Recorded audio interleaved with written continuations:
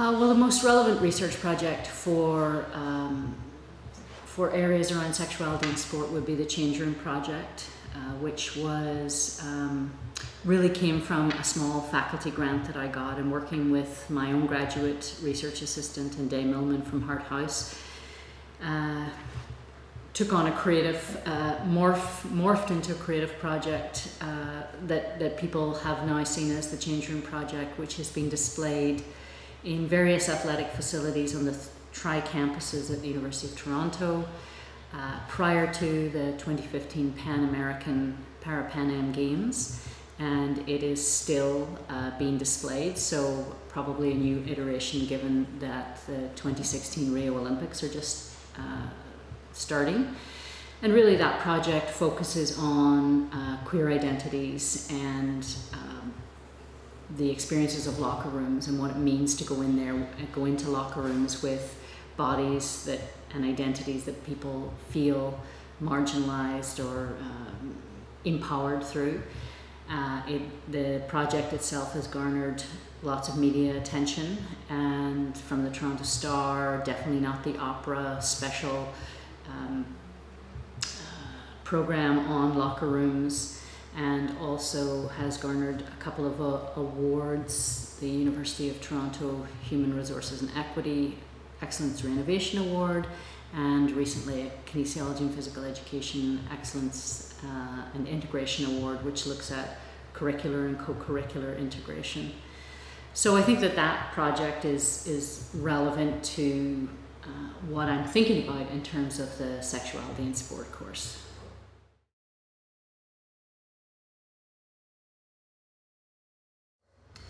Well, that started quite some time ago with my own experiences in sport. As an international athlete, I played field hockey or hockey for Ireland for a number of years, and had various colleague athletes who in Ireland were not out, and we're talking about sort of the late 80s and 90s. And then since coming to Canada, so based on my own experience with respect to sexuality and sport, my master's thesis looked at lesbians and sport, and it was called Lesbians in Locker Rooms, mostly because of the alliteration, but it looked at lesbian athlete identity outside of just the locker rooms, on the fields, in hotel rooms, and their experiences, mostly either of marginalization, or sometimes inclusion and acceptance. I left that work for a little bit during my PhD, but it's always been part of my own, sort of group or opus of work that I've been interested in that. I usually teach sections of that through other courses. But I've never actually come to teach a full course on sexuality and sport. So I would say based mostly on my own experiences and previous master's thesis work, which I've published as well.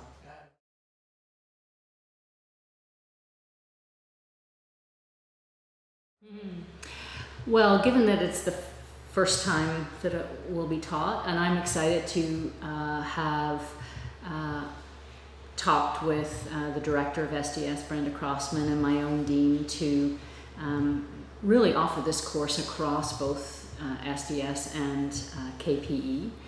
And I'm hoping that SDS students can bring their knowledge of sexual diversity and gender theory to the course, and I also hope that my students from KPE can bring their knowledge of sport and inclusion, exclusion, and hopefully in the mix, students will walk away with greater understanding of, first of all, some of the historical perspectives of sexuality and sport when it it became a subject to be studied rather than pushed away or hidden.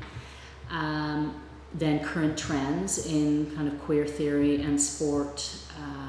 We've got some really good people working in that area, both at U of T and across the world, in Britain and the United States.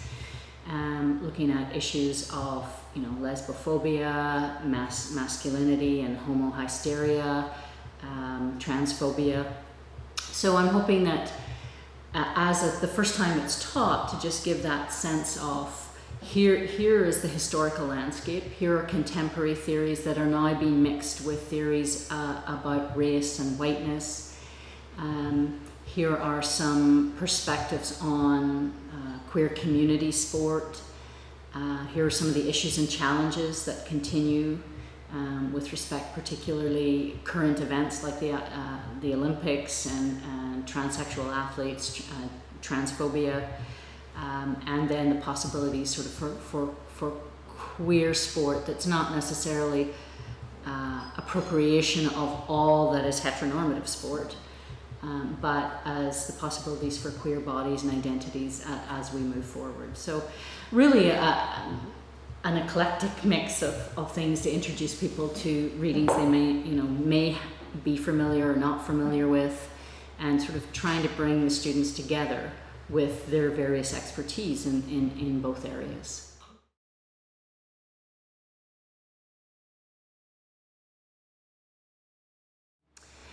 Well, I think that, you know, with the various Olympics, starting with the Vancouver 2010 Winter Olympics and the institution of the Pride House, what was important, there have been critiques of that as well that we will talk about in the class. But there's also the 519 have a Pride House at major sporting events, and I think probably because there are some people there, certainly former graduates of kinesiology and physical education, who have taken that love of sport and tried to say there's a way to reclaim this, and have pride in both, you know, being LGBTQ, but also that connection with sport. I think there have been people like Mark Tewksbury and Canadian athletes like him who have come out and have become, you know, spokespersons for both the Canadian Olympic Committee, but also sexuality and sport in general. I think has been an important part. Again, there are critiques of that and how that might connect with sort of what has been known as homo-nationalisms and that sort of appropriation of heteronormative culture. I think there are few but more professional athletes coming out, and I think that's important. I think that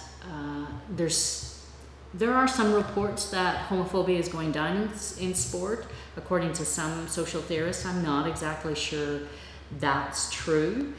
I think that campaigns, particularly that we have here at the University of Toronto on allyship, have helped varsity athletes at the University of Toronto. So I think that's important, and that's something, you know, we would address in the course. So I think there's more awareness. There's more, I hate to use the word acceptance, but there is that, well, you know, these athletes are diverse, they come from different backgrounds. So I think that probably helps some athletes. It may not help the everyday recreational athlete. It helps those athletes who are big performers and who are going to win medals, and no one's going to hold their sexuality over them because they're going to win a medal for Canada or such and such. So I think there are some professional athletes who still lose endorsements. I can't think of any right now, but I don't necessarily think that always translates to the everyday, and that's what the Changing Room Project was about. It's the everyday, the going back and forth of a recreational university athlete, community athlete. We could expand it to look at them into various gyms around the city. Some are more accepting than others, like the Y is a very place that accepts diversity and has lots of messages and representations around the gym. So I think there's a difference in terms of queer athletes and what kinds of athletes are we talking about. Are we talking about professional Olympic trained athletes, or the varsity athlete or the everyday person who's just going into a ostensibly mainstream gym.